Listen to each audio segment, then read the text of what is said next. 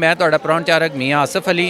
मेरे नाल इस टाइम इत्थे मौजूद आ दो निक्के निक्के सरदार। आ देखो, मैं इन्हों देखिया बड़े तैयार श्यार होके आए सीगे। इन्होंने पूरा ये तैयार होया।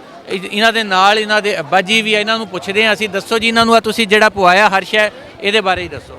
ਇਹ ਜੀ ਇਹਨਾਂ ਨੂੰ ਕਹਿੰਦੇ ਨੇ ਨਿਹੰਗ ਸਿੰਘ ਜੀ। ਇਹ ਆਪਣਾ ਗੁਰੂ ਦੀ ਲਾਡਲੀ ਫੌਜ ਹੈ। ਦਸਮੇਸ਼ ਪਿਤਾ ਸ੍ਰੀ ਗੁਰੂ ਗੋਬਿੰਦ ਸਿੰਘ ਜੀ ਮਹਾਰਾਜ ਜਿਹੜੇ ਸਾਡੇ 10ਵੇਂ ਗੁਰੂ ਨੇ, ਇਹ ਉਹਨਾਂ ਦੀ ਬਖਸ਼ੀ ਹੋਈ ਦਾਤ ਆ ਸਾਨੂੰ ਸਿੰਘਾਂ ਨੂੰ। ਇਹਦੇ ਬੱਚਿਆਂ ਨੂੰ ਨਿਹੰਗ ਸਿੰਘ ਸਜਾਇਆ ਵਾ ਤੇ ਇਹ ਗੁਰੂ ਦੀ ਲਾਡਲੀ ਫੌਜ ਹੈ ਜੀ। ਅੱਛਾ, ਆ ਦਸੋ ਜੀ ਇਹਨਾਂ ਨੇ ਪਾਇਆ ਕੀ ਕੀ? ਇਹ ਜੀ ਇਹਨਾਂ ਨੇ ਇਹਨਾਂ ਨੂੰ ਇਹ ਧਮਾਲਾ ਸਜਾਇਆ ਵਾ, ਇਹ ਚਣ ਤੋੜਾ ਵਾ, ਇਹ ਦੂਆ ਜਿਹੜਾ ਸ਼ਸਤਰ ਜਿਹੜੇ ਹੁੰਦੇ ਬੱਚਿਆਂ ਦੇ ਲੱਗੇ, ਜਿੱਦਾਂ ਕਿ ਤੁਸੀਂ ਦੇਖਦੇ ਹੋ ਸਾਨੂੰ ਵੱਡਿਆਂ ਨੂੰ ਵੀ ਕਿਰਪਾਨ ਲੱਗੀ ਹੁੰਦੀ।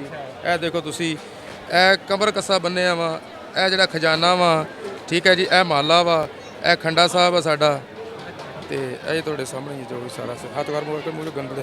ਅੱਛਾ, ਇਹ ਸਪੈਸ਼ਲ ਤਿਆਰ ਕੀਤੇ ਤੁਸੀਂ ਗੁਰਪੁਰਬ? ਹਾਂਜੀ ਹਾਂਜੀ, ਗੁਰਪੁਰਬ ਲਈ ਇਹਨਾਂ ਨੂੰ ਤਿਆਰ ਕੀਤਾ ਨਿਆਣਿਆਂ ਨੂੰ। ਹਾਂਜੀ, ਇਹ 10ਵੇਂ ਗੁਰੂ ਜਿਹੜੇ ਸਾਡੇ ਨੇ, ਇਹ ਉਹਨਾਂ ਦੀ ਬਖਸ਼ੀ ਹੋਈ ਦਾਤ ਸਾਨੂੰ। ਇਹ ਗੁਰੂ ਦੀ ਲਾਡਲੀ ਫੌਜ ਨੂੰ ਕਿਹਾ ਜਾਂਦਾ ਨਿਹੰਗ ਸਿੰਘ। ਇਹ ਉਹ ਲਿਬਾਸ ਦਿੱਤਾ ਗਿਆ ਇਹਨਾਂ ਨੂੰ ਜਿਹੜੇ ਗੱਤਕਾ ਖੇਡਦੇ ਨੇ ਸਾਡੇ ਨਿਹੰਗ ਸਿੰਘ। ਇਹ ਗੱਤਕਾ ਵੀ ਖੇਡਦੇ ਨੇ? ਨਹੀਂ, ਇਹ ਛੋਟੇ, ਇਹਨਾਂ ਨੂੰ ਹਜੇ ਟ੍ਰੇਨਿੰਗ ਦੇ ਰਹੇ, ਛੋਟੇ ਹਜੇ, ਲੇਕਿਨ ਕਰਨਗੇ ਇਨਸ਼ਾਅੱਲਾ, ਵਾਹਿਗੁਰੂ ਨੂੰ ਚਾਹਿਆ ਪ੍ਰਮਾਤਮਾ ਨੇ। ਇਹ ਵੀ ਵੱਡੇ ਹੋ ਕੇ ਹਾਂ ਬਿਲਕੁਲ ਖੇਡਣਗੇ। ਤੁਸੀਂ ਵੀ ਖੇਡਦੇ ਰਹੋ ਗੱਤਕਾ? ਨਹੀਂ, ਮੈਂ ਨਹੀਂ ਖੇਡਿਆ, ਐਵੇਂ ਮੈਂ ਤੁਹਾਨੂੰ ਝੂਠ ਬੋਲਾਂ। ਲੇਕਿਨ ਜੇ ਖੇਡਿਆ ਹੁੰਦਾ ਨਾ ਤੇ ਅੱਜ ਇਹ ਨਾ ਹੁੰਦਾ। ਆਹੇ ਵੀ ਨਾ ਹੁੰਦਾ। ਇਹ ਢਿੱਡ ਨਹੀਂ ਹੋਣਾ ਗੱਤਕਾ ਖੇਡਣ। ਜਿਮ ਛੱਡਣ ਦੇ ਨਾਲ ਹੋਇਆ। ਜਿਮ ਅਸਲ ਅੱਛਾ, ਜਿਮ ਛੱਡਣ ਨਾਲ? ਹਾਂ, ਜਿਮ ਛੱਡਣ ਹੋਇਆ ਵਾ। 8 ਸਾਲ ਹੋ ਗਏ ਜਿਮ ਛੱਡ ਦਿੱਤਾ ਵਾ। ਉਹਦੀ ਵਜ੍ਹਾ ਤੋਂ ਹੁਣ ਪਹਿਲੇ ਬਾਡੀ ਬਿਲਡਰ ਸੀ, ਹੁਣ ਢਿੱਡ ਬਿਲਡਰ ਹੋ ਗਏ ਆ। ਪਹਿਲੇ ਬਾਡੀ ਬਿਲਡਰ ਸੀ, ਹੁਣ ਢਿੱਡ ਬਿਲਡਰ ਹੋ ਗਿਆ। ਗੱਲ ਸਹੀ ਆ। ਤੇ ਅੱਛਾ, ਤੇ ਤੁਸੀਂ ਆਪ ਵੀ ਨਿਹੰਗ ਫੌਜ ਚੋਂ ਕਿ ਨਹੀਂ?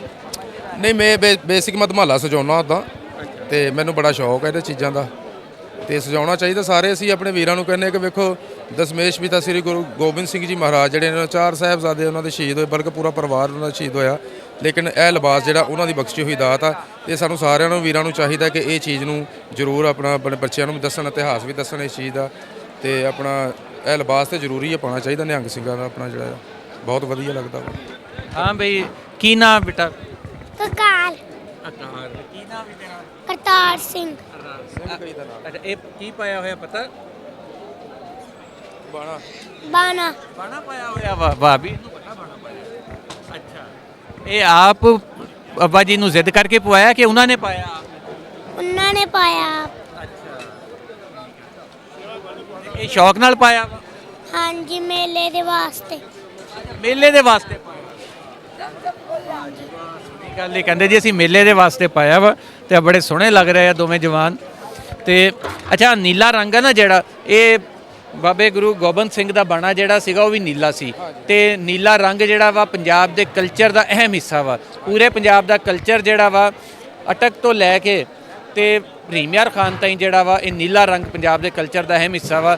ਹੁਣ ਇਹਨੂੰ ਲੋਕਾਂ ਨੇ ਹੋਰ ਡਿਜ਼ਾਈਨਾਂ ਦੇ ਨਾਲ ਵੀ, ਹੋਰ ਚਾਦਰਾਂ ਵੀ ਬਣਾਉਣੀਆਂ ਸ਼ੁਰੂ ਕਰਤੀਆਂ ਤੇ ਪਾਉਣਾ ਸ਼ੁਰੂ ਕਰਤਾ। ਪਰ ਨੀਲਾ ਰੰਗ ਪੰਜਾਬ ਦੀ ਅਸਲ ਪਛਾਣ। ਕੇਸਰੀ ਰੰਗ ਵੀ ਉਹ ਤੇ ਹੈਗਾ ਹੀ ਹੈਗਾ, ਸਰੋਂ ਵਾਲਾ ਰੰਗ ਤੇ ਹੈਗਾ ਹੀ ਸਾਡਾ ਪੀਲਾ, ਪਰ ਨੀਲਾ ਵੀ ਸਾਡੇ ਕਲਚਰ ਦਾ ਅਹਿਮ ਹਿੱਸਾ।